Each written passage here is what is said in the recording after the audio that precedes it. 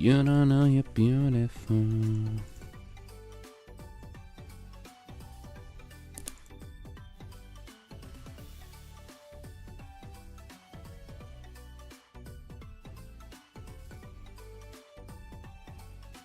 Oh, hi, Mark.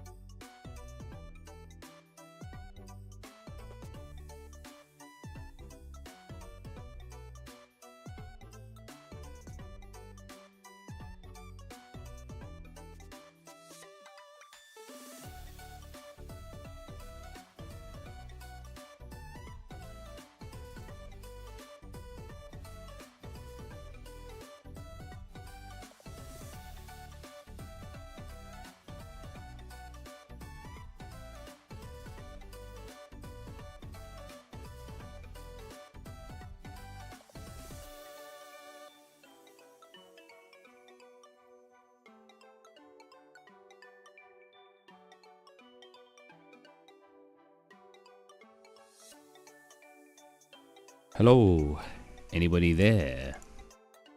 Is my stream being recommended to anybody?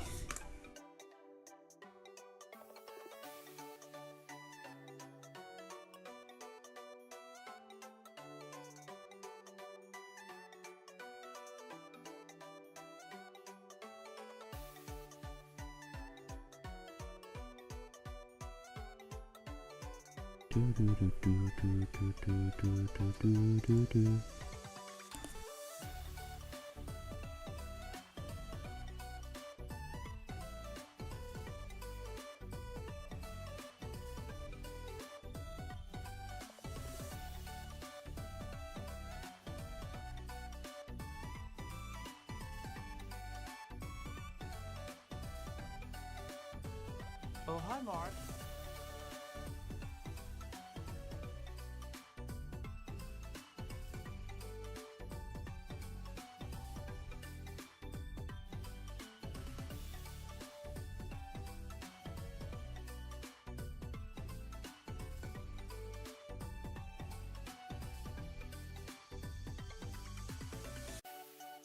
Oh, hi, Mark.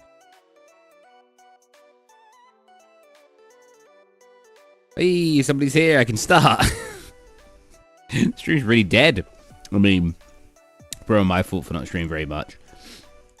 Oh, definitely my fault. I need to close the door quick. Woo! We're back in. What day is it? It's the 10th, right? We're back in. The 11th now, 'cause it's past midnight here. Back in the UK in 4 days, if we don't include that we're past midnight now. So I'll be able to get back to normal streaming. That only came up 3 minutes ago. Yeah, the stream's only been up 3 minutes. But usually I get like people will jump in like randomly. Especially for Infinite Pizza. I'm getting comfortable. I've been traveling a lot today. I was in Korea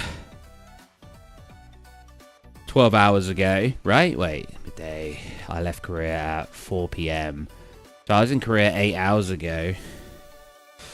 Yeah, it's been a day.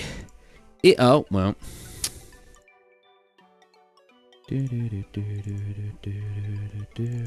I got some things that happened. I've got... Oh, yeah. I turned off the background for a bit, didn't I? In the last stream. Hold on a minute. Let me fix that. You can see my couch that I'm not sitting on because it's easy to sit on the floor.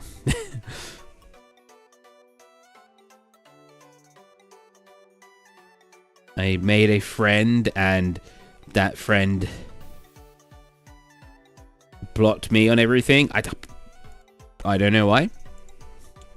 I'll explain the scenario without revealing anything. I mean, nothing really happened anyway. He hates you. She And I don't know why. I don't know what I did wrong. Basically, when I was going, I'll explain the story a bit more in a bit. But when I was going to Korea, I decided a week before going, oh, I already booked the flight. I was like, oh, I'm using a language exchange app. Let's meet some people on there. Let's get into the game so people can watch a video game while I talk about my friend abandoning me. Abandoning me.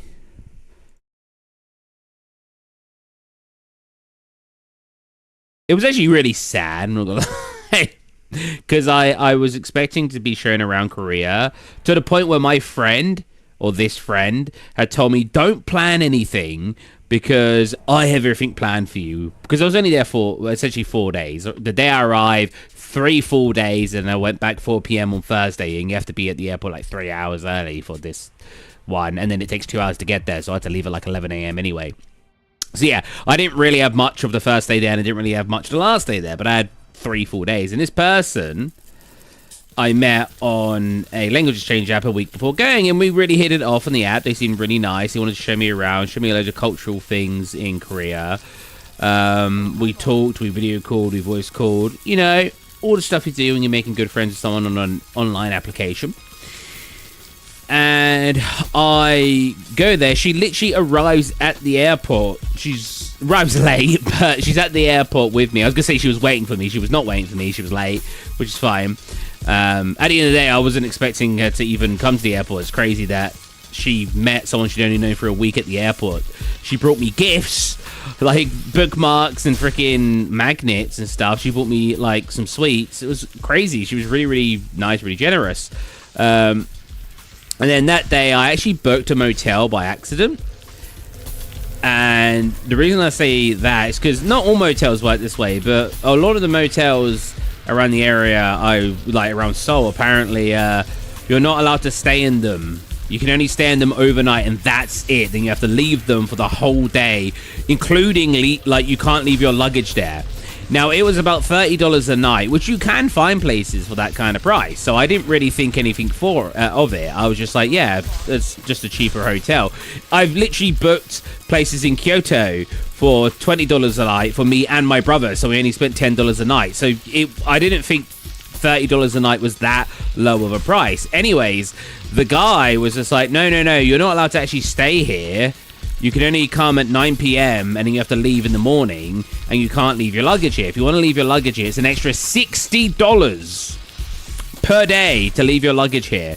I was like, and luckily my Korean friend was with me because he didn't speak English, and she explained it all to me. And even she was like, what? That was good first try, 94,000. Hey, Ryan. And yeah, even my Korean friend was just like, what? And we sat down and we tried to find another place because I'm not paying $60 a night just to leave my luggage there. That would be for 4 nights, $240 plus the already $30 I'd pay per night, which was another $120 to $240, $360. And if I wanted to stay there physically after, like, throughout the day instead of going out, I'd have to pay an extra $20 on top of that. So yeah, it would have cost like $440 or $360 plus. I'm saying dollars just because that was the price on the app, and it's just easier to explain in dollars. So we found somewhere else. It took us a little bit of time, but we found somewhere else, and we went there. And we must have got to my hotel 8, 9 o'clock at night. And we booked in. We went up to my hotel room. Then we went to the convenience store, and we tried. And she got me to get loads of, like, Korean food. So I went and got that food. We went up there, and we had a really fun night. We were just trying loads of food. She asked me questions about England. We hugged and stuff. We had a really fun time. Very, very good first day with my new Korean friend. And she went home that night. And we meet up the next day. And again, I haven't planned anything for Korea because my Korean friend told me she had the whole thing planned. She told me not to even look anything up because she had the whole 4 days I was there planned for me. I meet over the next day, and she's with some Ecuadorian friends. Oh god, it's my camera being wet now. We didn't do anything, how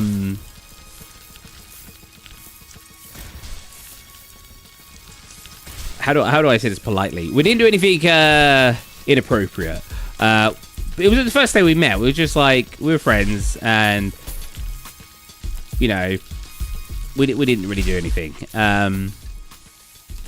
I'll leave it at that. Anyways, it was a very fun night, very good, and we had a fun time. Next day, I meet up with her at 2 p.m. at a really cool train station. Some of the stuff there was so sick, and I'm late because she says, "Oh no, meet me at exit 2," because I was waiting at the where you get off the train at like the little station there. Exit 2 was like a 15-minute walk away. So I ended up being a tiny bit late, even though I showed up early. And she was with her Ecuadorian friend. She literally greeted me with food. So I got you this. Like, again, she was being really generous and really nice this entire time. I bought her gifts as well, I want to clarify. I wasn't just taking. And, woo! And we ended up going around a cherry blossom place. It was really, really nice. And then we went to go shopping, and you know, we talked. It was all normal. We was having a good time. She was actually sharing loads of personal details about herself, being really, really nice, being really open to me, having actually some nice deep conversations, even though she doesn't speak English natively, or not natively, fluently. It was still very easy to have a conversation with her. It was really nice. Now, cut to like towards the end of the day, and we go to a cafe around 6 o'clock, and 6-7 o'clock, and her and her two Ecuadorian friends are on their phone quite a bit, and then all three of them go to the bathroom, and they're in there for like 30 plus minutes, and they come out, and after that, my friend is being a bit more distant than she was. She's walking off her head, she's not talking to me as much, and something, I should be revealing this whole story, but something she said prior was, "Oh yeah, my Ecuadorian friends leave tomorrow at 9 p.m, which is why I'm spending also today with them, because they leave soon as well." Greetings are always better with food. Exactly. And so she'd already told me prior that her Ecuadorian friends are leaving at 9 p.m. Now, we go back to where we saw a load of cherry blossoms, and at night, it's all lit up and it's all really pretty. And she took us back there. But after about 15-20 minutes of walking, her Ecuadorian friend roundly says, "Oh yeah, we're leaving tomorrow morning," and then turns to my Korean friend and says, "Are you coming to help us pack like you promised?" I said, oh yeah, I forgot about that. And then we all head to the metro and we part ways. And before we part ways, my Korean friend is being really sincere and like, "I really hope you had a good time. Like, it's really, really hard to organize everything. It really takes the energy out of me and all of this." And then she asked me, "When are we meeting tomorrow?" And I was like, whenever you want to meet, I don't really mind. I'll get up whenever. Just, you know, you're kind of my guide. And she said, "Oh, let's meet at 11 because I know you wake up late. So that'd be really good. I'll message you." She had also literally added me on a new app, kind of like WhatsApp, right? But for Koreans. She added me on a new app literally like 2 hours before this, because we were talking on a language exchange app. We part ways, and I checked my phone 2 hours later after going to the Korean food market, and she has blocked me on everything. And I was absolutely bamboozled. I have no idea what changed, what happened. But yeah, so I spent the last 2 days in Korea having to fumble plans for myself because the person who was going to show me around randomly vanished. So I have no idea. That was a very, very weird experience. Ooh. And what was sad about it is I really thought we hit it off. We was having a really, really fun time together. I thought so. She seemed so. She wouldn't share so many personal details with me if I think she wasn't having a good time. I don't know. Very strange. So yeah, that was my experience. Vanishes, you say, if they got first. Well, I mean, it felt that way. She blocked me from everything, and I could no longer communicate with her. And I literally didn't see her after that night. Like, so vanishes is the best word, really. Ooh. It would have had the same effect if she did disappear in her Fana snap. Very weird. I don't know. I have no idea. I don't think I did anything strange. Not to warrant being blocked and everything anyway. I was just enjoying myself in Korea. Like, and I was enjoying having like a tour guide. She literally bought me gifts like 2 hours before we parted. Like, she treated me. So, like, why be this overly generous and overly sharing to then, after we part ways, to just block me and everything and never speak to me again? I don't know. Very, very strange. And why add me on a new application to chat with me on and then block me on there too? It was her idea to add me. She took my phone off me and added herself because I didn't know how to do it. That's what I'm saying. Very cool, man. So yeah, I have no idea. Very, very weird scenario. I will say outright, I'm pretty sure I didn't do anything weird. We were just hanging out with being friends or being friendly. She was a very nice person. I don't think I did anything to offend her. Yeah, I have no idea. We went to like a photo shoot thing. She likes getting her photos of her friends. And I joined in, and she put like bear ears on me, like in like a thingy. I don't know, guys. I don't know. Scammed out of a hotel, scammed out of a friendship. Yeah, it was weird, man. Like, I mean, don't get me wrong, I was sad about it after seeing she blocked me, but I was more bamboozled. I like saw it and I was like, what? I was like, because like I noticed first she blocked me on like the language exchange app, and I was like, oh, maybe she removed the conversation here, not blocked, but removed the conversation here because she just added me to a new app. And then I go check the new app, and yeah, she's blocked me there, and you can tell someone's blocked you on that app because you can't see their profile picture anymore. I don't know. I don't know. I mean, if you had a really fun time, I was thinking of coming back to Korea because I only spent like 3-4 days there. I could totally spend a month there, but it's definitely I feel like it's more awkward to spend time on your own in Korea than it is in Japan. I feel like it's much easier in Japan. But yeah, that's what this that's what the stream is supposed to be about. I want to compare Korea and Japan, but I wanted to say my story of my time in Korea. The food, the night market was so sick. So in Japan, you don't really have many night markets or food markets, like loads of food stores. Usually you just have like loads of really small restaurants. You will find the occasional market with serving food here and there and like food vans and whatnot.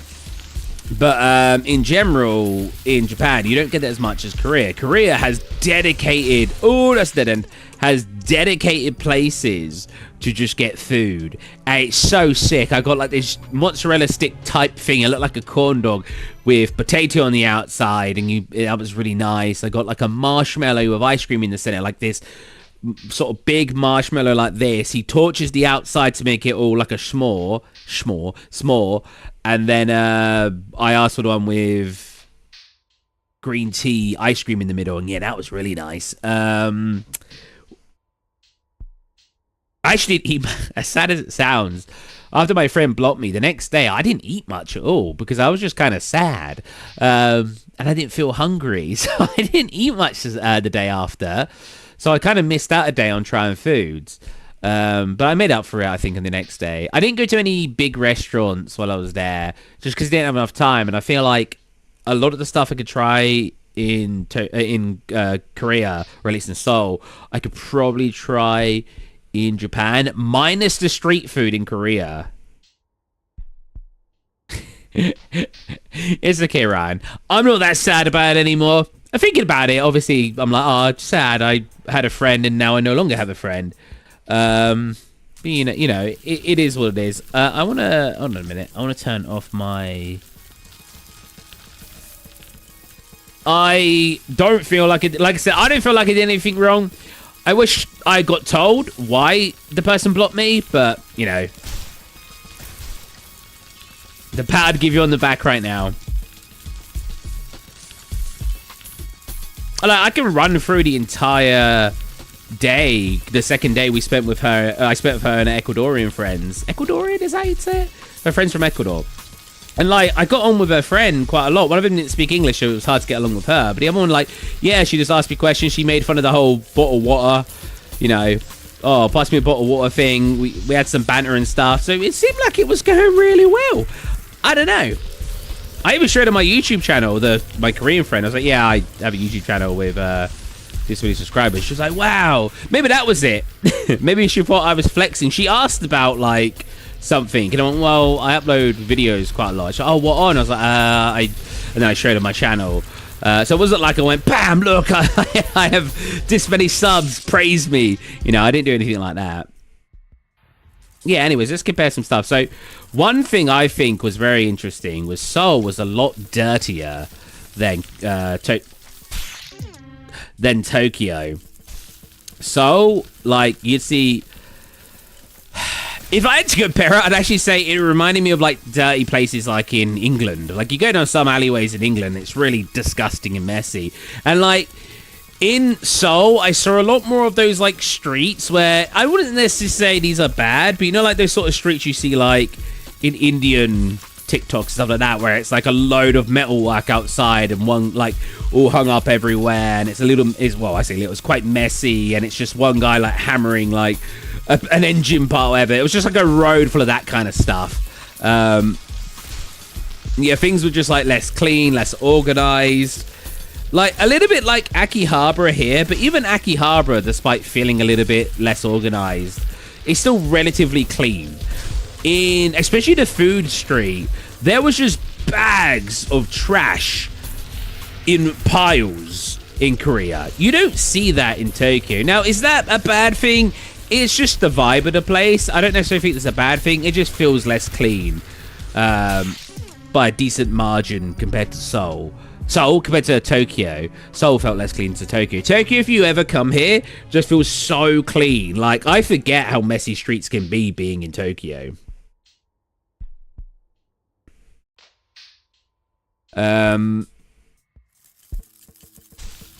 Yeah, so what's some other ones? I got like a list. Oh, yeah, so I talked about the motel and hotel thing. The travel prices, I think Seoul was actually cheaper. Seoul was funny because it feels like you got loads of money. Because when comparing pounds to yen, I usually just say to people, just pretend like you're talking in pennies, right? Or cents for Americans.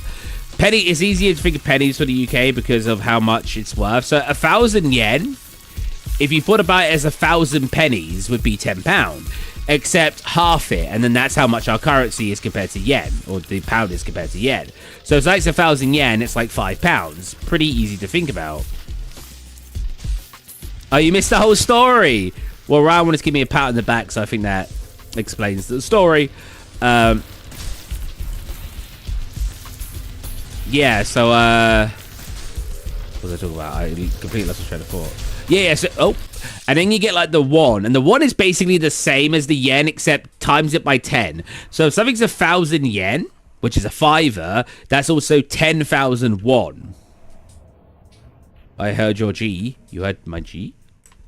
Yeah, that was also interesting. When I first met up with this girl, she literally bought me a rail card because it's the same. I think we've got one in the UK, right? When you're in London, we can like scan it at the terminal, and it'll take money off. Yeah, the guy disappeared pretty much. Yeah, she literally bought me the rail card and topped it up. She put like 10,000 won on it, which is basically like a fiver or even more. I'm not sure. I don't know. I have no. She was so generous and nice, and we talked about very deep subjects, and we had a good time together. And then bam, blocked me on everything. No idea. There are so many different answers I have to why she could have blocked me. Blocking me is very extreme, so I don't feel like there's any good answer. But there are definitely some things I can think of. Like, she was very upset that she thought I would stop speaking to her when I went back to the UK. I went, no, I talk to people. I told her, I was like, I talk to people online all the time around the world. I have a friend in Malaysia I talk to quite regularly. I was like, I'm on a computer all the time. I wouldn't stop talking to you just because I'm in the UK. And she didn't believe me. So maybe that was it. Maybe she didn't want to talk. Maybe she blocked me and didn't want to talk to me anymore because she was afraid I would stop talking to her in the future. And she didn't want to, become friends with somebody that will stop talking to her in 4 days, right? I don't know. Could be it. That's a very ballpark answer. Like, it's not. Yeah, okay, man. I don't understand people. I mean, that's wild. Maybe I did something that was like maybe rude in South Korea. I don't think so, because she's very She was very adamant that she didn't care about South Korean customs and she thought they were kind of stupid. She just thinks everyone should be able to do what they want. And she'd explored the world. I think she said she like, I don't want to share too much information about her. I think that's rude. Basically, she traveled a lot. Got to experience a lot of different cultures. Oh, Seoul overall seems a little... Yeah, Seoul did seem a little bit cheaper than Tokyo, but I wouldn't say drastically. I mean, I only spent 40-50 pounds in 4 days in Seoul, 5 days in Seoul, and I bought a bunch of small different things. I over topped up my rail card just in case, because I didn't want to be traveling back to the airport and not have enough money, then have to find someone to withdraw money. Don't withdraw money from global ATMs. They scam you. Oh, the exchange rate was so bad. I mean, if you need it in a pinch like I did, that's fine. But again, I had my tour guide, well, not actually tour guide, but my friend who was supposed to show me around, literally said, don't worry, if anything needs cash, I'll pay for it and you can pay me back, like, on card, we could buy something else. So I didn't think I needed cash. I had a little bit. When I got to the airport, I withdrew, like, 50,000 won, which is like 25 pounds. Yeah, this person ditching me made my holiday significantly more difficult to plan around. But I still went out for the next 2 days after she ditched me, and I did some stuff that was fun. So I'm not too fast. I didn't do any like activities, like I didn't go like karaoke and stuff like that, but I was on my own, so it was a bit awkward to do a handful of activities anyway. So I mostly just explored and took some really cool pictures of different places. I actually went on to the language exchange app I'm using, and I just messaged a bunch of people in Korea like, I'm here for 2 more days, give me some suggestions of what to do or where to go. And yeah, they were like, oh great, go here. And I was like, cool, I'll go there. Oh, go here, cool, I'll go there. So I just like went to the places these people recommended. One of the people were like, oh, just go where you want. I was like, I'll go where you want to go. I was like, no, I don't know where to go. That's what I'm asking you. Street food. You know what? Both places seem really safe. If you've ever come to Japan, I feel super safe here. I can walk down dark alleyways here and feel completely safe. I don't feel unsafe at all in Japan. If you see like the crime rates, they are very, very low compared to places like London or just England in general. And Seoul's quite similar. I think Seoul is slightly more crime, but not too much more. But because it's dirtier, and because the streets the streets feel less safe to me. So walking around, I was avoiding like alleyways and only staying on main roads because yeah, it just felt less safe than Japan because of it being a little dirtier, a little bit messy. Again, it's not necessarily putting down the place, but Japan just cares a lot about keeping things clean.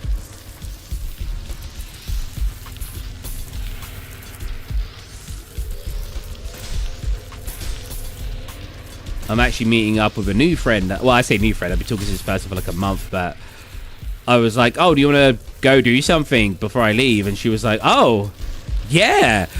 So then she was like, I have Saturday 6 p.m. free. I was like, cool. I was like, you want to go get dinner or you want to do that? And she was like, how about we go to karaoke till 5 a.m., which is a common thing in Japan. They will stay up till like 5 a.m. Hey, Galaxy.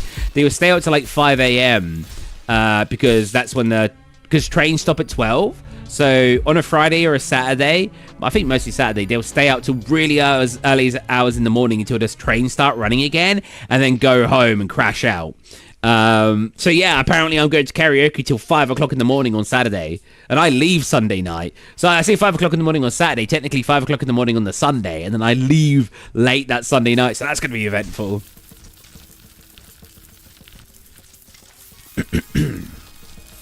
I'll just sleep on the plane. It's like a 14-hour flight anyway, so technically staying up that late the night before is probably good because then I can like mix it. I can like sleep a bit and try to not get jet lag. I don't really experience jet lag because I wake up at random hours of the day anyway.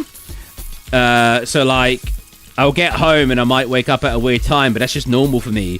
Some days I'll wake up at 8 a.m. Some days I'll wake up at 4 p.m., you know? Some days I'm up till 5 a.m. Some days I sleep at 11 p.m. My sleep schedule is very wacky because I haven't got one. Mostly. So I don't really get jet lag because I have no schedule for jet lag to mess up. I killed myself trying to get the tomato. No, I do want to check how much because this is a game that usually has the most views on the channel. So I'm very, very curious to how much it's being pushed.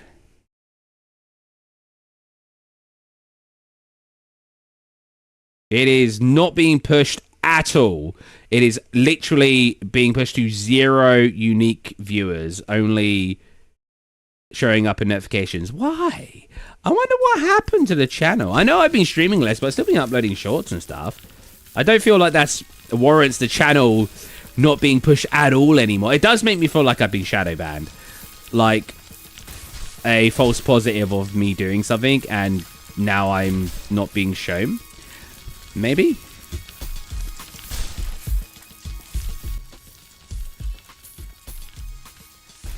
Ah! I thought I got that. Oh, what other things have I got on the list? Posting pretty safe at night then now, and Seoul has a lot of... Seoul has so much hiking. I didn't know... So I don't know very much about Korea. Oh, it was a spontaneous trip to go there for 5 days, or more like 3 days. Because I was like, I want to have it ticked off on my list of places I've gone. How dare you travel to Dubai? Shame on you. If it was that way, it's like YouTube's gone, he's talking about traveling. Quick, don't show him to anybody. Yeah, like... Oh, God.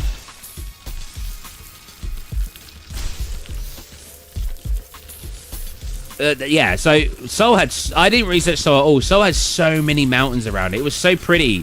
See, like, the mountainscapes in the background of so many places I went to just in Seoul. And I said earlier, like, I messaged people asking, oh, what should I do? I don't know why I did this. I didn't call them. What should I do in Seoul? And they were like, oh, go hiking. So many people said to go hiking. And they don't mean like hiking. They mean like there's so many like mountains in the area. There's so many that you could just walk up in like an hour on like a pathway.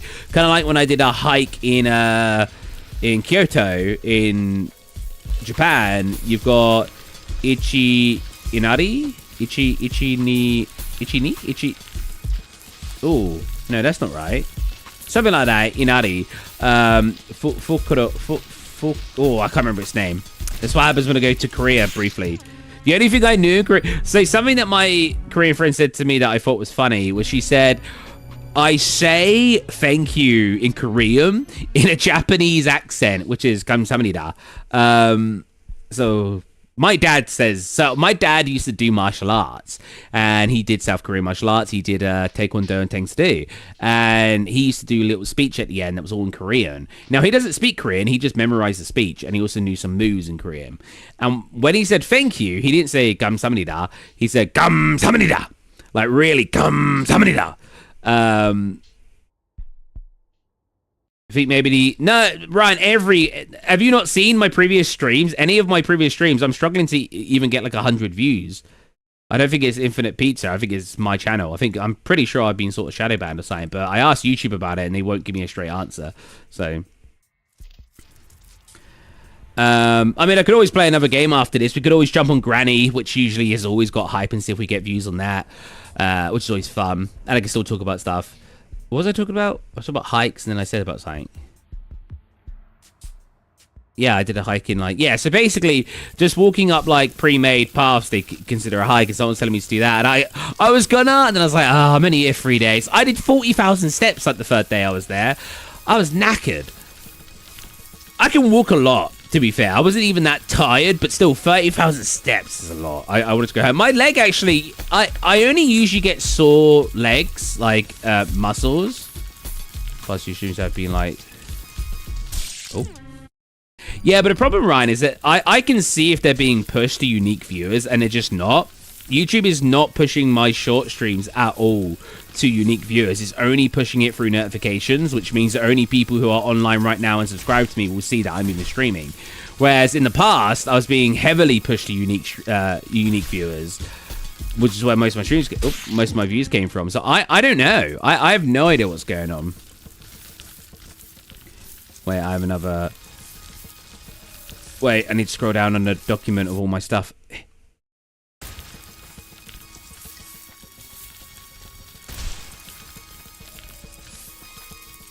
Oh, yeah, busyness, less crowded. If you don't like crowds, go to Seoul. Now, Seoul will have crowds in certain locations and on certain trains, stuff like that. But I don't know what it was. Maybe it's just because Seoul is less populated than Tokyo. It just felt like Tokyo population divided by 3. Everywhere I went, I felt like I actually had breathing room. When you go to Tokyo and you see a cool site, you'll have like 20 people taking pictures of it. And you're like, sometimes they'll even form a line. And you have to wait in line to take a picture of this cool thing. So, the amount of times I saw something cool, no, I got so many shots of the object, of the thing I wanted to take a picture of, just on its own, because nobody was there. Like, there were people around, but nobody was there crowding the area of the cool thing. I don't feel like that was possible in Tokyo, because there's just so many people. And they are so willing to just wait. You will see people wait an hour just to take a picture of something. They love queuing in Tokyo. I'm reading my notes of what I want to talk about. Yeah, so that's what I just said. Travel feels a little... Oh! Yeah, travel feels less busy as well. There's not that crowded. Like in Japan or in Tokyo, you'll get on like some trains. You get on some trains and you'll be like this. Like you'll be like people will be pushed up against you and like... Bussy Street. Oh, I already read that. Yeah, we can always jump over to Granny. I probably have to make it a separate stream though. And listening, I just survived a super close score. I need to be... Ow. I mean, he's... No, I love this game. WZ.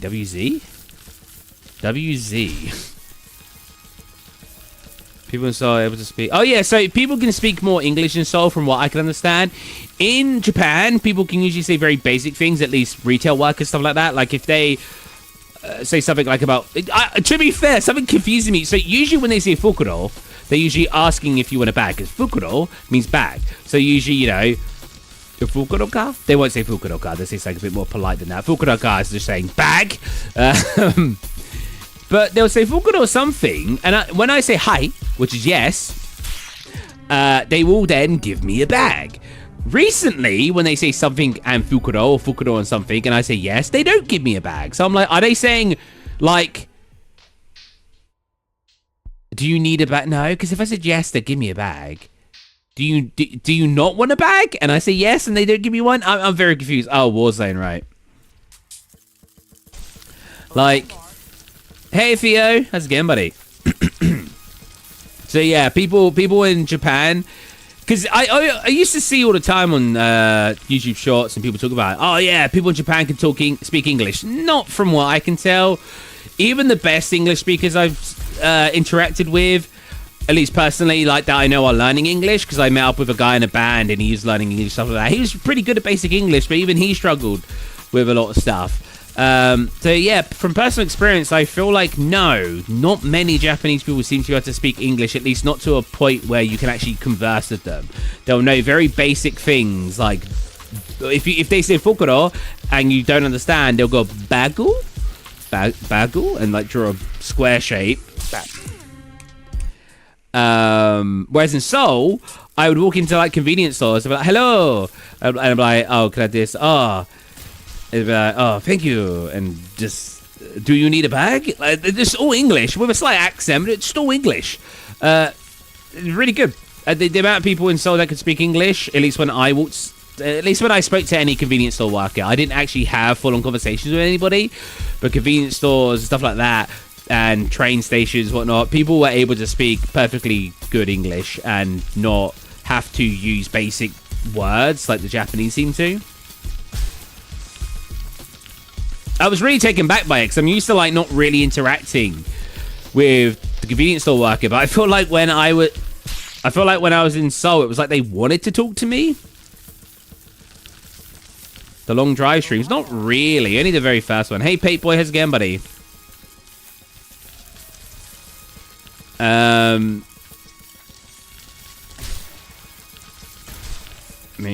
already gone and come back. I've gone and come back. I couldn't stream. I tried, but the internet was too bad. I was only there for 5 days. Well, day I traveled, 3 full days, and the day I came back, which was today. I came back to today. I'm streaming at like midnight. 1 o'clock in the morning. Oh, I've been gone for a while. To be fair, it was only a 5-day thing. It was really cool. Loads of cool street foods, loads of cool sights. I explained a story about having a Korean friend that abandoned me. You can go back and watch that. I won't keep repeating it because I'll cry. I won't cry, but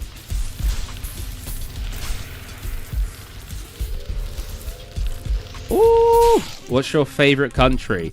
I mean, I'm still preferring Japan. I've been talking about Korea quite a bit. Well, we're going through like a list of stuff that I like and dislike, and I still think Japan is still my favorite. But I've got like spots as well when I went to Korea. Can you see them? I might be bite marks. Maybe they had some bugs come through the window. Yeah, England is definitely not my favorite country. Do I feel more comfortable? I was going to say, do I feel more comfortable in England? No, I don't actually. I feel more comfortable in Japan. Yes, people can't understand me, and I can only say very basic things. Like I can point at something and go, これは何ですか? これは何ですか?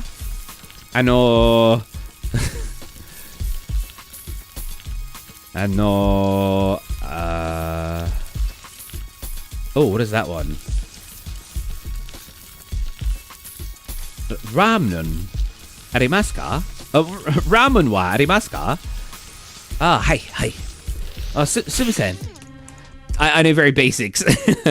When we finish MGS. Oh, yeah! Oh, bro. MGS5 is so good. Best Metal Gear Solid game. Don't care what anyone says. Best one. Snake Eater was pretty good, but Metal Gear Solid 5 was so damn good. Just for the gameplay. Yeah, Japan is pretty sick. There's just so many things I enjoy. And, like, if you're into anime and stuff, anime, manga, if you like cute things, like, you just feel so welcomed in Japan. Like, they just... Like, in the UK, the only thing we got going on is going to the pub or going to festivals. You know, we got a couple of theme parks too, but it just doesn't feel like there's a lot. You'll get the occasional anime convention and stuff like that, or comic book, Comic-Con and stuff like this. But I feel like they're just, at least in Tokyo, they're happening so regularly that there's always something to go do. If you're into that kind of stuff. If you really like music and festivals and concerts, England all the way. I don't care about concerts and festivals. Do I like music? Yes. I make it out quite a lot to my friends that I don't like music. I do like music. I've literally gone to karaoke, and I'm going to karaoke again because it's fun to sing music, and I like listening to music, and I think music's really good. But I don't like it enough that I'd go listen to it at a festival around thousands of other people screaming in my ear while I'm trying to appreciate the music, while I'm also being pushed around because people are jumping around too excited. You know, that just doesn't interest me.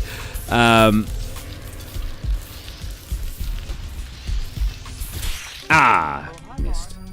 Hey, Virus, how's it going? Virus Demon. Yeah, the Metal Gear Solid 3 remake looks sick. Or Delta. Which Aishi should I play? I got the first free and Ezio for free. Oh, hi, Mark. I'll just play all of them. Hey, George, how's it going, buddy? Gurgi. Oh. I'll probably play some Granny in a minute just to see if that game gets a bit more traction on being pushed. As much as I only want to play games I enjoy playing, and I do enjoy playing Infinite Pizza. Also, as a streamer, I want to make sure I'm playing games that people like that actually get pushed. It's one of those things where I want to play games you guys enjoy as well as my regulars, and I want to play games I enjoy. But if I want to grow my channel to a point where I can play what I want, I need to play games that get pushed first. Does that make sense? That's really what Ryan said.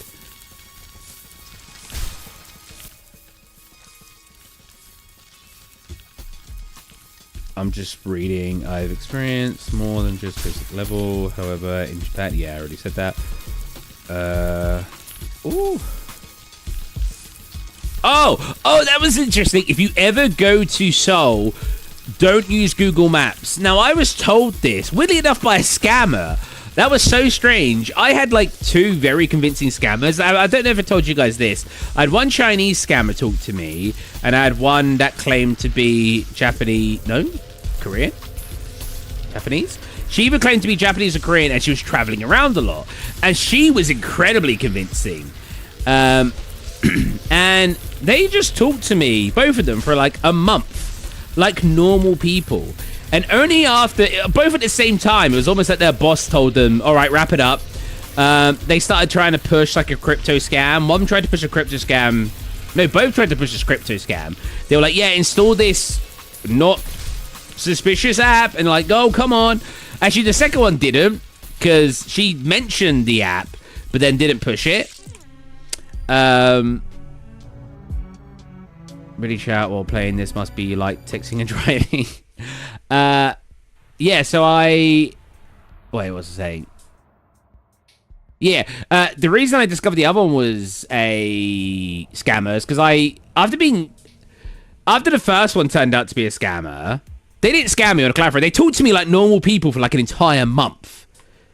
Like, and the first one was probably actually a woman, because she sent me voice messages saying my name. So either it was very convincing AI, or it was actually just a woman who was also a scammer. Now, I don't know about the second one.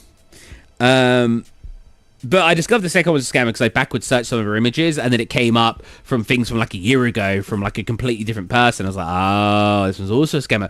Now, the reason I bring this up is because, again, I was having perfectly normal conversations with him to the point where, because she was Korean, to the point where the Korean one who was traveling around a lot, but she was actually a scammer, literally was like, oh, yeah, if you actually go to Korea, don't use Google Maps, use Naver Map. It works a lot better over there. And she was right. It does. Because my Korean friend I met when I was there said the same thing, and I was using that while there. So it's funny that a scammer actually gave me good advice.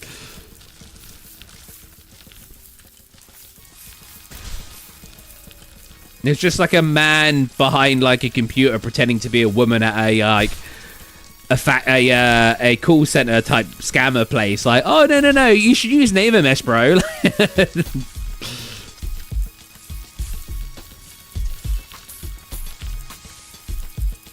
Good scammer, quite an oxymoron. Yeah, right. It's so weird. Like both of them. So the Chinese one did actually give me tips on like cooking and stuff. They were like normal people until they randomly started pushing a scam. Honestly, like it was so weird.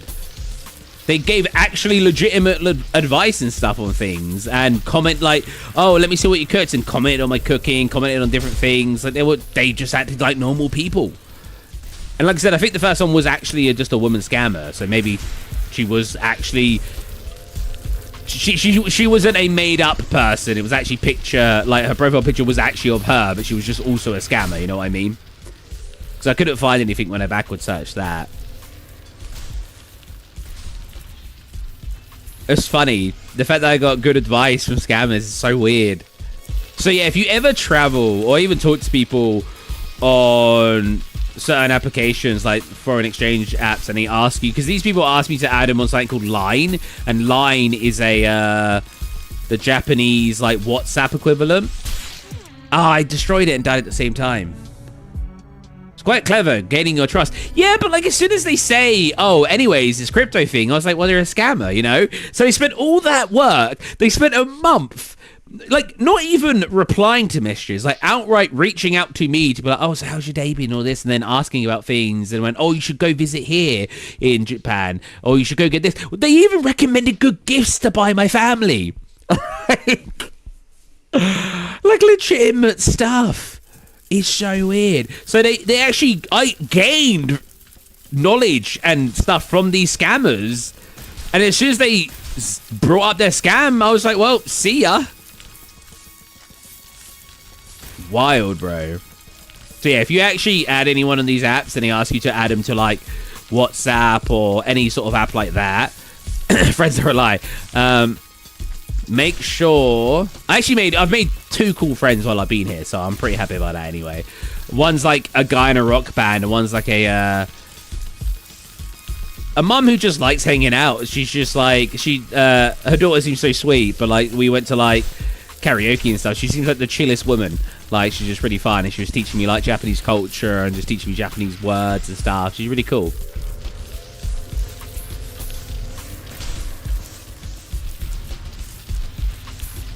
Not probably as cool as the Japanese man. They said that was a funny evening. I don't know if I told you guys about the Japanese man who's in a rock band. He's super cool. And he loves English rock. Like, he kept bringing up old English rock bands. And, we drank a whole bottle of soju. Not shochu, soju. That sounds like I'm saying the same thing, but shochu is S-H-O-C-H-U, so sochu, or shochu. And then you've also got, that's Korean, and then you've got soju, which is S-O-J-U, soju, which I think are similar things.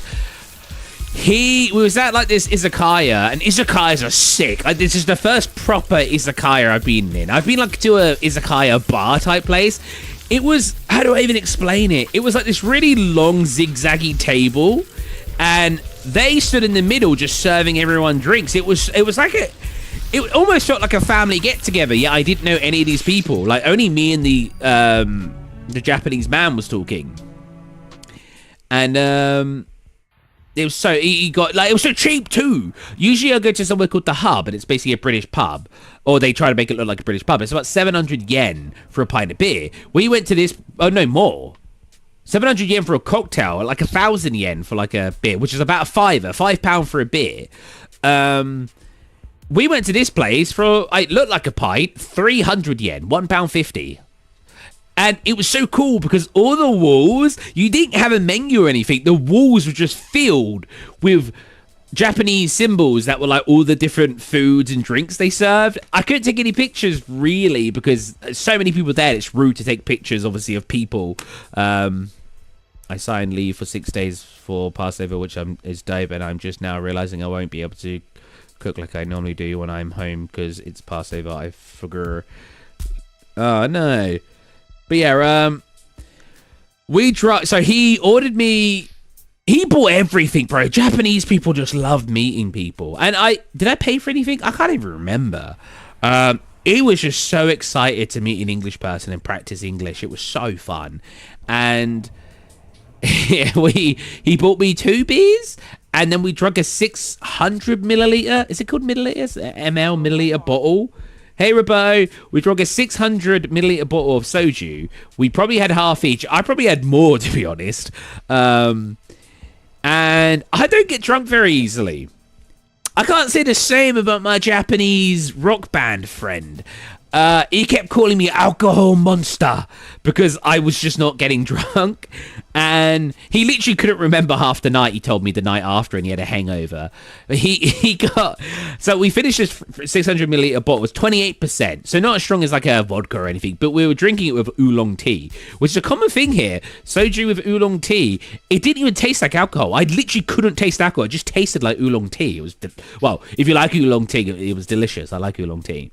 So yeah, we drank a 600 milliliter bottle of 28% alcohol drink. I had 2 beers at the first place. Then we went to another place and we had another 2 beers. So I had 4 beers and 300 milliliter of a 28% drink. And he was wasted. I was stumbling. Don't get me wrong. I'm not immune. I was like, getting my way home. It doesn't really affect me mentally though. And yeah, and then when we finished the bottle of soju, he got like a marker pen. He asked, like, they took it away from me. He went, no, can I have that back, basically in Japanese. And he asked me to like write on it, so I wrote on it. He drew a picture of me. It was so funny. He just drew, I wore my glasses. He just drew like a head with massive glasses, squiggly hair, and like a beard and everything. It was so good. It wasn't like a good drawing. It was silly. And then he told me to write a message, and I wrote like have good times and good alcohol or good drinks or something. I wrote something like that. And when he woke up the next day, he said about him not remembering half the night. And then he messaged me like half an hour later and he was like, I just found a bottle in my bag that I don't remember. And I was like, oh yeah. And I wrote back, yeah, that's the one you asked me to like write. And he went, I'll treasure it forever. I was like, it's nice Japanese, man. He's so sick, man. What a cool guy. Was a Japanese tourist group walked by my class. He was on the field trip in our country, and they were totally asking to take pictures together. They were super sweet, bro. when you actually get a Japanese person who wants to talk to you, they're just so good. They're so fun and so welcoming. Because like Japanese people are so busy and stuff that you won't just. It's not like America where you're going to find someone just willing to talk to you on the street. That's not going to be a thing here. But if you find one that does want to talk to you, they just talk about so much stuff. They love getting drunk. They love having a good time.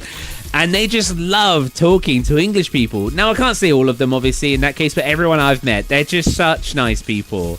I love Japanese people. I just got off my laptop at 2 a.m. while I was playing Dead Red. It's 2 a.m.? Bro, I just got off my laptop. It's 2 a.m.? Wait, where are you right now? I'm having Indian food for dinner. You gotta go to eat Indian food? I had Korean food yesterday and Japanese. I had sushi. I literally got home. I was on call with my mummy. I got home. I threw a wash on, which I think is still going. I need to check on that. Are you in Australia? That makes sense. And I wait, I lost train of thought. Oh yeah, and then I went straight out on that. So it took me. It's so interesting. I don't know if I said this earlier that it could take you, despite it being such a short flight, it could take you so long to just get to one country to another. Japan to Korea, 2.5 hours, and I think that's technically a slower flight. I think you can get ones that are only 2 hours. 2.5 hour flight from Korea from Seoul.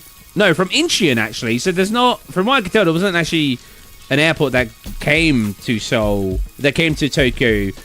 Actually in Seoul. I only could find, it only took me to an Incheon one, which is quite close to Seoul anyway. But it was about a 2-hour journey to get to that. So you have to arrive 3 hours early before it departs. And I'm kind of glad I did, because it took me like an hour and a half to actually get through the start of it. So yeah, so I woke up, got to get ready. Now my flight was at 4:30 or 4:05 or something like that. I leave my hotel at 11. 2 hours to get to there. I had to arrive 3 hours early. I then had to wait for an hour and a half after taking an hour and a half to actually get through all the customs and everything. I then had to get on my flight, 2.5 hours. I then had to get off my flight, and it took me about an hour to get through immigration because there was just such a long line. Ooh. I then had to get back home in Japan to my address. Well, home as in my apartment, which took another 2 hours. So despite it being only a 2.5 hour flight, it took about 10 hours from 11 a.m. to get home. I got home at like 7, 8 o'clock or something like that. And then I went straight, I put a wash on, I think. Then I went straight to sushi, had sushi. Then I came back. And now I'm here. I rested a little bit and then I went to stream. I want a drink.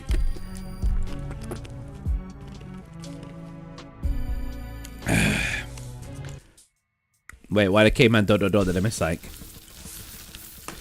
I'm on my way, driving at 90 down those country lanes where we did not know the answer.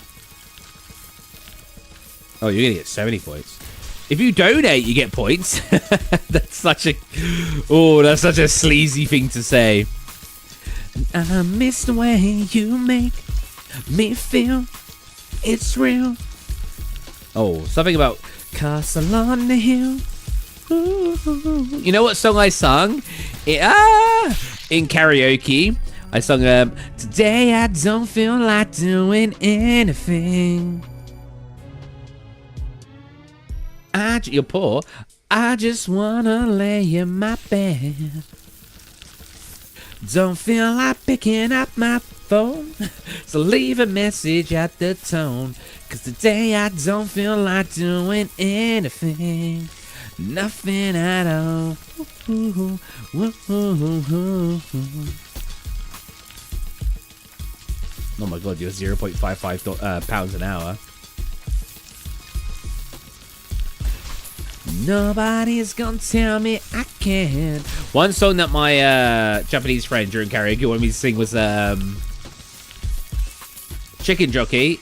Does he say that in the movie? I've been told that in like Minecraft, he just like says buzzwords most of the time.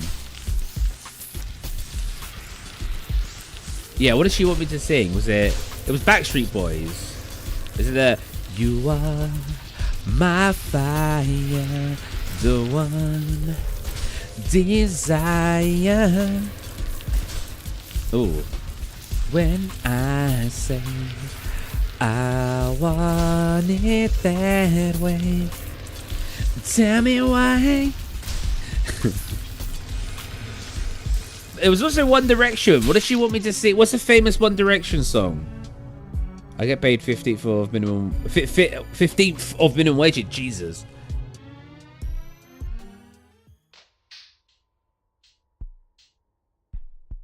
Just walk game and everything. Oh yeah, no, I just got home from weekend away. I was in a cafe with two boys, so me and mate and his, let's say, we all walked away with friends. Anyway, we seen the sun go down and got more. Ain't nothing but a heartbreak. Tell me why. I never wanna hear you say I want it that way. What was the One Direction one she got me to sing? It was really fun. I sound way better on this microphone, I realized though. One Direction songs. So many Japanese people like One Direction. Women, at least. Oh, that's it. It's the What Makes You Beautiful? Let me look at the lyrics. The one's like, that's what makes you beautiful. How does it go?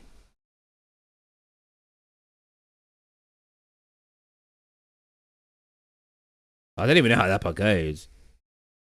That's parts like the everyone else in the room can see it.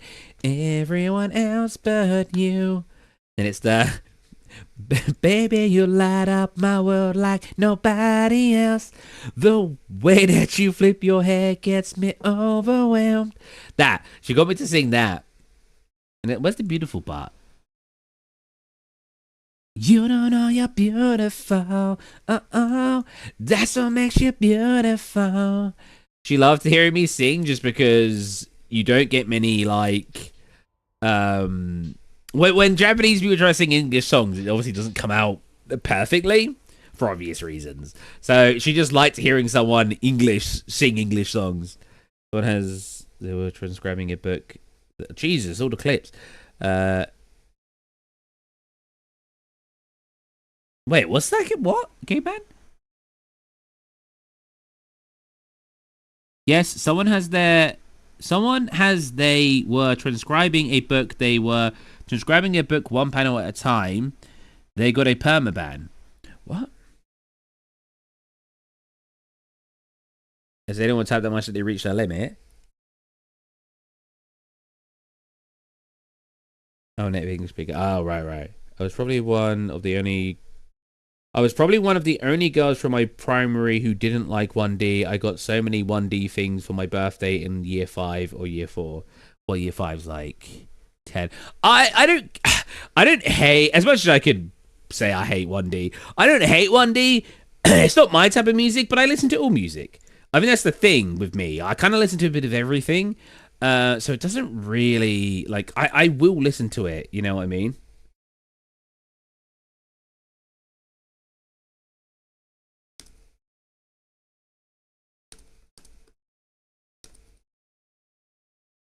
Ah.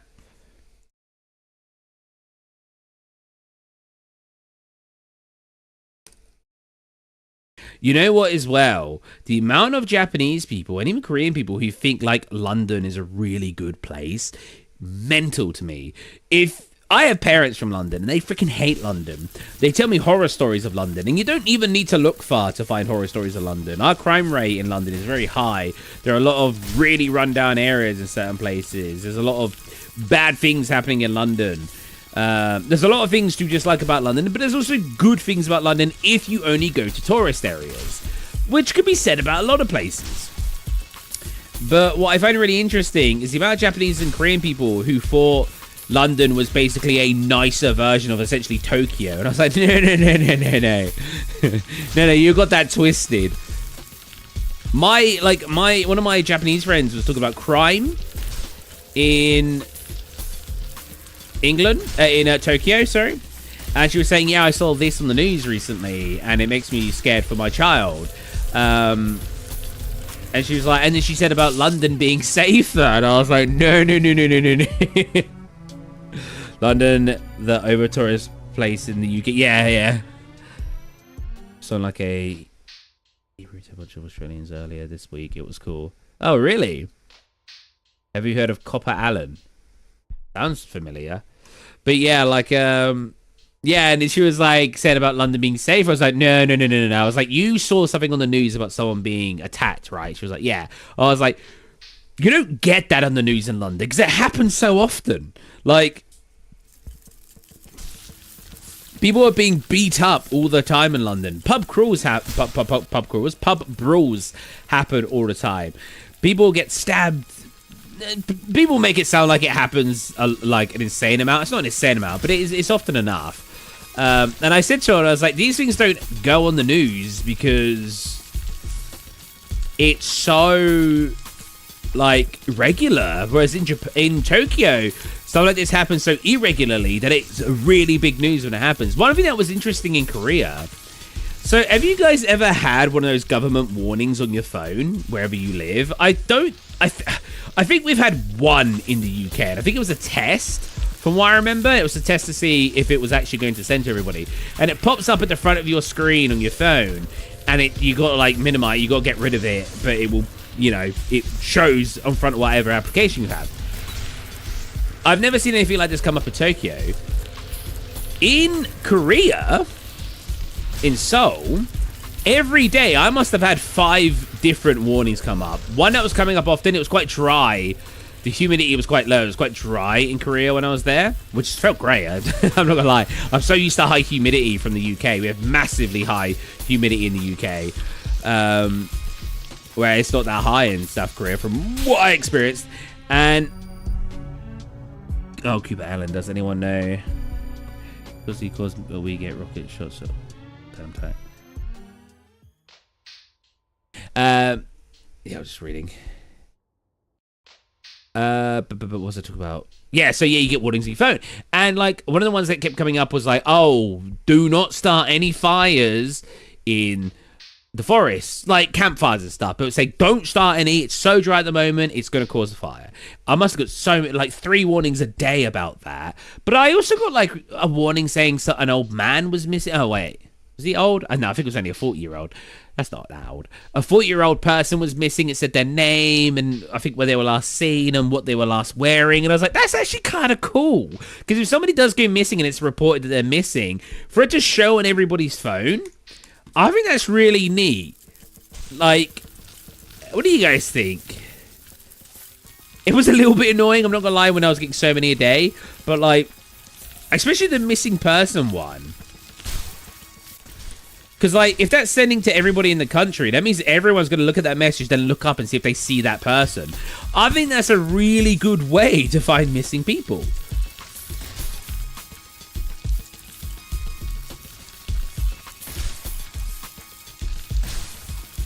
You don't know you're beautiful. Whoa, that's what makes you beautiful. I also sung Summer of '69 because I had to. I got my first real 6-string. Bought it at the 5 and dime. Played it till my fingers bled. It was the summer of '69. Me and some guys from school had a band and would try real hard. Jimmy quit, Jody got married. Should've known would never get far. But if I look back now, something about last forever. And if I had the choice, I would wanna be there. Those were the best days of my life. Fear of God being struck into you when you're in the toilet in the middle of the taking a dump. At least if you couldn't take a dump, bam, it's completely out of you. What about the kidnappers and whatnot? They see warnings and they kill the person I mean, I didn't see anything like that, Rabbi. I get what you mean, though. If they're made aware. But I mean, if the person's missing, then that's still better for the general public to know that they're missing. Because the scenario, the alternative to that is that nobody knows they're missing and they stay kidnapped, right? And you hope that if you reveal that the person's missing, that they're just not going to kill them. But when the scenario is that person's kidnapped anyway and might die, might get sold into very bad trades, you know. Man, I hate this game. We'll swap over to some Granny in a bit. I just want to play some easy games. Have you guys ever been reported missing? Is that a serious question? Because no, I have not. My mom, well, my mama said laughs like a box of chocolates. I don't think my mum... Well, it's hard to say. I feel like my mum was quite protective of me. Like, even today, if I'm like, oh, mum, I'm going out, it's like 11 o'clock at night, she'll be like, no, you're not. I'm not going to say my age. I'm an old man. And my mum will still not want me to go out my own. But if my oldest brother, my second oldest, and my sister did that, my mum wouldn't care. No one would report Steve missing. But say on my mum. Yeah, my mum was like that. My grandma was the one on the phone with the clubs when I walked through. Yeah, I've not seen him in... Oh, he's right here. Hey, Grandma. You know what? My throat is actually kind of sore. Maybe I'll go something. Airports suck for catching things. I swear, almost every time I go to the airport, I'll catch something small. Every time.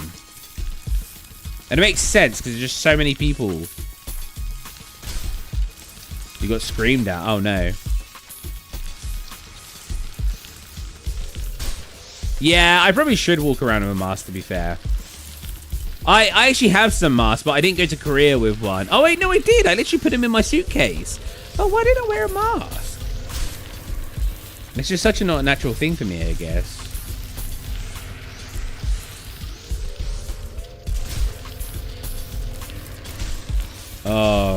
Oh, guys. I saw a friend. So we were talking about TikToks probably like a month ago, and I was talking about how I hate how TikTok has become a place where people will see a 30-second TikTok and just believe it, no questions asked, instead of actually looking into if it's facts or not. And one recently, if he's watching the stream, that's one of my friends.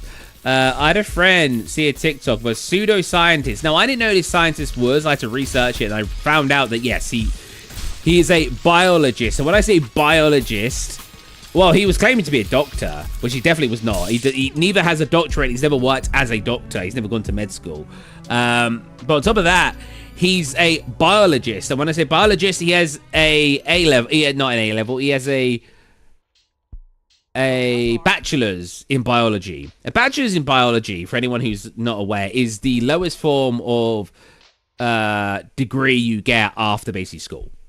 Anyone get a degree in biology and then start saying things that aren't true, right? You know what I'm saying? Like, because it makes you sound like you're smart if you say you have a degree in biology. What's going on here? Hey, Great Britain. Hey, CJ. The fake news. And yeah, anyways, my friend, so talking about masks, yo, you should have wore a mask. My friend legitimately watched his TikTok, and the guy said on it, wearing masks and social distancing was the worst thing we did to the human race. He said that with complete... Oh, I want to read what Meg Coleman said in a second. Did you know punching yourself in the face every morning will actually increase your IQ by 1? So, like, my friend actually believed that this person, because he was a biologist, not a doctor, he just basically had a bachelor's in biology, and he's a pseudoscientist. If you research him, he's just basically got a sports company. He just helps people exercise. And he said, wearing a mask and social distancing is the worst thing we did to the human race because it ruined everyone's immune system. Guys, I don't know how to tell you this. If you go outside with a mask, you are still going to catch minor things, and your body will still be fighting against it. Your body is always, your immune system is always fighting off minor bacterias. You won't even notice because you're not catching anything, but it's always doing something. The only time that argument can actually be said in a very valid way is if you're putting a clean room, so a room with zero bacteria for like a year or 5 years or 10 years, then your immune system won't have any practice fighting off anything. To say that a 6-month lockdown or wearing masks and social distancing, or let's say a year, ruins your immune system is so idiotic. Scientifically, could it make your immune system weaker? Sure. The same way that if you don't exercise your muscles, they might be a little bit weaker. But if you know anything about muscles and about gaining muscles, if you had a peak, you can get to that peak quicker. Right? For anyone who doesn't know how muscles work, and it's probably the same way as the immune system anyway, if you see a lot of people who used to have muscles, they say it's easier to get the muscles back after losing them than to gain them in the first place, because your body's used to that. Your body can get back to that point easily. So if you did have your immune system get 5%, 10% worse because you wore a mask and because you social distance for a year, as soon as you start catching the cold and flu again, your body will get straight back into practice, and boom, you'll be back at the level you were before you started doing that. It's not rocket science. It's a really easy concept to understand. My mate was adamant because he said, yeah, I've been catching the flu and cold more often and they've been worse. And I was like, are you sure it's not just because you're getting older? you're older. Your immune system's probably weaker because of age. Like, this game is good, but I hate it for one reason. My brain so can't live. It cooks it. I mean, what's the worst thing to do with the human body's race? Yeah, I should have mine. You know, the first response I said was, I don't know how the Japanese aren't dead then. They wear so many masks. About a quarter of them you'll see wearing masks, if not a third. Yeah, I'm back in Japan. I'm back home from Korea. Well, back in my Japanese home. Hey, Milanly? Having masks the worst. Yeah, well, yeah, I should have mine on anyway. Oh, you got a weaker immune system. There was that effing thing. Everyone's inside breathing in the same air all day. I effing doubt anyone's immune system was destroyed from safety. Bro, there's so many reasons why it's such a stupid thing to believe. Because not only, if it was true, and it did make your immune system significantly worse, you still saved people by not spreading a global virus. In every scenario, it was still a good thing to do. So that's the same argument saying masks don't stop water, so how can it stop COVID? Wait, there was an argument about that? People are just so dumb, bro. What I don't get is how people can't use their cognitive thinking and think. Because you obviously had the people saying, no, it's the government controlling us. Then why did so many places in the entire world do the same thing?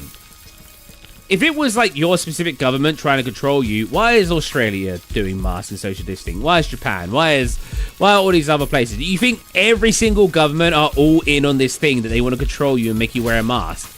How does that benefit the government? Well, they're in it with the mask, like, making companies trying to get a quick buck off you. But this all comes from my friend watching one TikTok. And I'm like, bro, stop. And he literally said to me the other day, you always hate when I send you TikToks. Yes, because he's like, you hate TikTok. Yes, you've made me hate TikTok. Because you send me such baloney, such made up crap. He claimed, I remember him claiming, he was like, yeah, but I sent you that because I want to discuss it. And I was like, no, you don't. I was like, the last time I said something was wrong, you told me I was wrong for thinking it was wrong. That's not discussing it. That's you believing it without proof. A discussion would be, wait, why is it not wrong? Or why do you think it is wrong? And then I show him proof. But I still remember this same friend saying to me, so this same friend, right, watched Billy Bob 15-second TikTok and believed what he said about a different topic. I showed him, I think it was also to do with a health-based thing. So I remember showing him like NHS, Healthline, Harvard research, like university research, doctors' papers, peer-reviewed papers from doctors, all really good sources that disproved what he showed in the 15-second TikTok. And my friend said, yeah, but how can you believe that? Huh? What? No, don't get me wrong. Being skeptical of where sources come from isn't the worst thing in the world. But to say, how can you believe that when it's from places like Harvard University, NHS.com, government websites, all of this like really good sources, to say you don't believe that because, like, how can you believe that? to then believe a 15-second TikTok makes no sense. How can you actively believe a 15-second TikTok, but then say other sources? Oh yeah, how can you believe that? What? But you're believing a 15-second TikTok. I don't understand. Oh, what was our score? 132k, pretty good.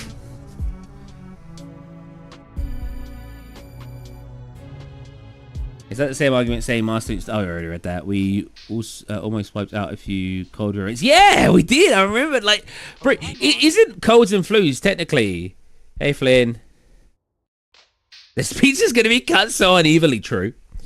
Someone told me. Oh wait, there is also people saying we shouldn't get the vaccine because the Pepe died off on its own, as well as a third of Europe. Jesus, I don't know why people like.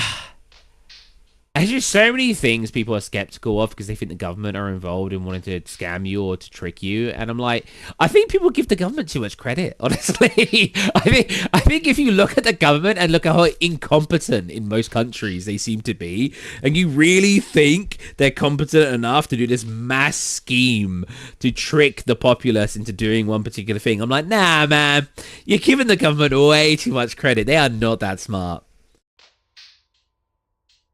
Someone told me COVID was just a flu. The government overplayed it to control us. Control us in what way? I don't...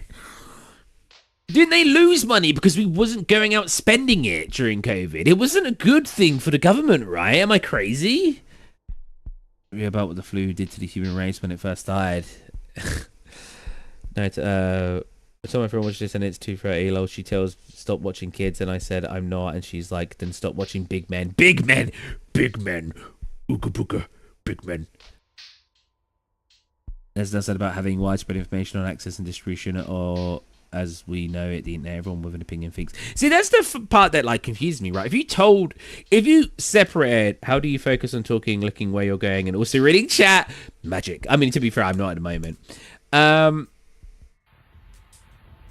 You would think that the internet would, like, if you told like a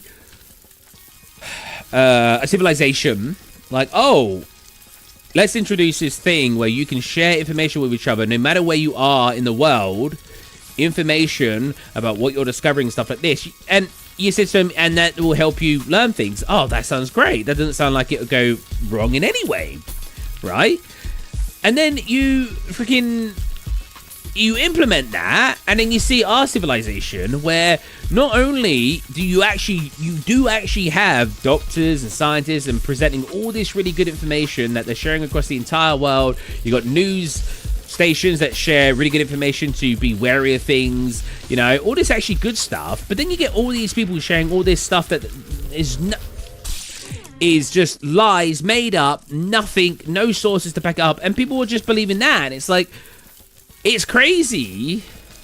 The pizza kind of looks yummy to me, as it does. Who else likes shorts so you don't get ads? Yeah, but if you don't see ads, then you're not supporting the channel. Yeah, it's just wild to me that we have this place where we share all information with each other, and somehow we've turned it into this place, instead of for information, we've turned it into this place for misinformation. And we're getting to people, we're presenting propaganda. We're trying to fuel hate in people and all this kind of stuff through lying to them and getting people to believe things that aren't true to encourage, to maybe get your own personal gain. I think that's crazy. If we were in a society where we're actually all teaching each other and we're all developing from one another, we would be so advanced. But we're not, because so many people are more willing to put one another down and tell them lies and make them essentially be dumber, that we can't advance as quickly as we'd like to. I feel sorry for doctors and scientists. How many times do doctors and scientists have to re-evaluate something, retest something, because TikTok made everyone believe one thing, so now scientists have to come together, waste weeks of work, months of work to then tell you, okay, there's the information again. We've already researched this, but we did it again because you all believe we were all lying. I'm just sitting in class right now. Hey, Slay Harbor, how's it going? Our world wouldn't be as messed up. Thank you for propaganda. They always get their idea shot down no matter what. It's bro. I hate when you see like, hello, I'm a scientist who's been studying this one particular thing for 40 years. I have all of this evidence to back up what I'm about to say. Here's this information, and then you just get one random famous influencer. Go, he's wrong. It's actually this, and then people go, yeah, he's right because he's got more. He's more popular. He's right because more people follow him, so they believe him. It's like when a celebrity says something, and people are like, must be right because he must be smart because he's a celebrity. What? Wait, he's an actor. That doesn't mean he's smart by default. Like, believe the scientist. He's been studying it for 40 years, please. Hey, Sam. Oh, what does that say? Oh, it's not coming up properly for me. Oh, no. That looks all messed up for me. Oh, it looks messed up on the screen as well. What's this say? I'm so happy you're streaming today. Today has just been the worst, and plus having a fun day before your birthday. Oh, happy birthday tomorrow. I suppose who's in Texas and gets bored out into political debates. To be fair, I don't like to talk about politics very much. There is one. Hi, Sam. There is one person. I literally do comment section everywhere. I like as an expert. This is true. Also, I think it's so annoying. I actually had a friend recently. I probably shot him down for this when he talks about politics. Whoa! How did I do that? I hit the. I didn't know I could do that. I hit the corner and like flung around.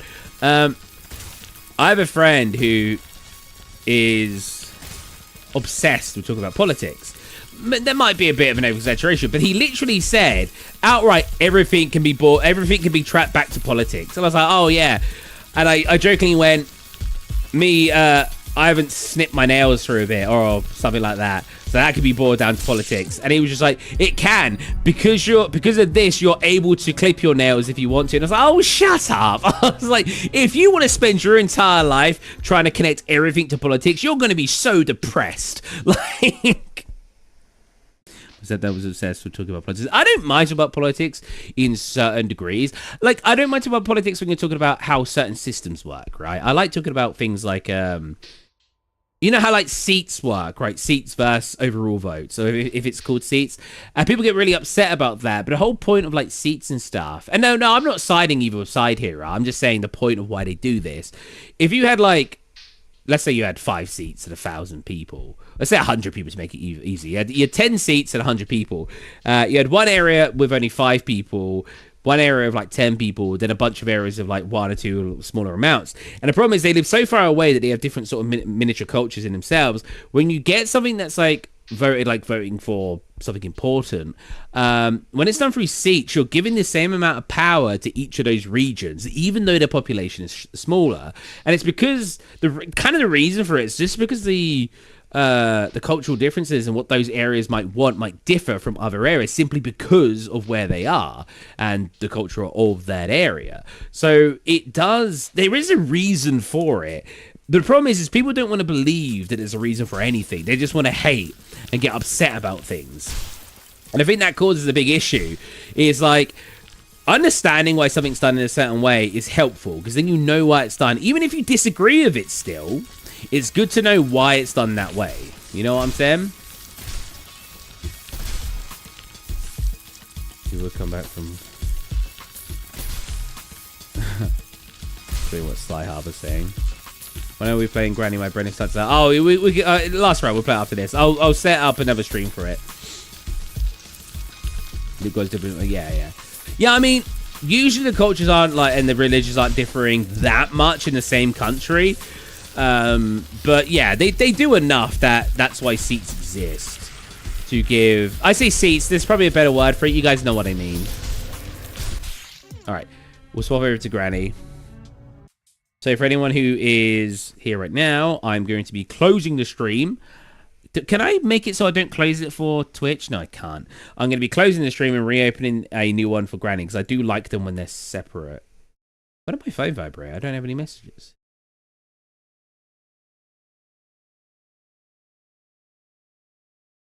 Oh, no, I do.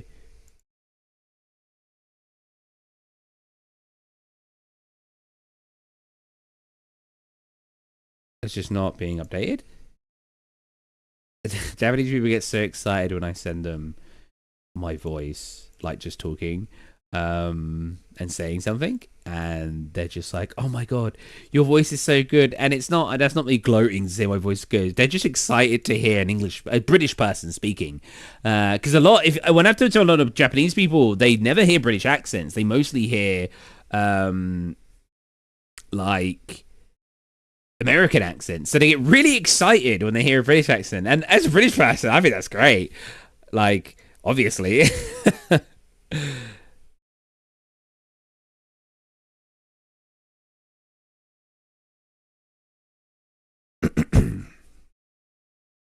I'm just here to talk about things in life, to be honest. Yeah.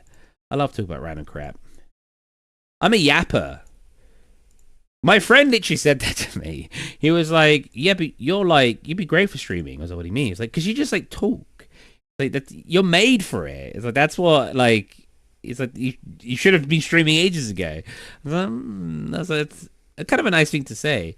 Now, Steve, want to know something at times? So when I watch these lives right in bed and haven't slept, and it's late, so I tend to tone out, zone out, as you meant, and zone into your voice, and I go to sleep. Nice, but I sometimes like woo, I make noises really loudly sometimes. So I'm always confused how people can find my voice relaxing, because I'm always bouncing around in different stuff, and I do voices as well. That was fun.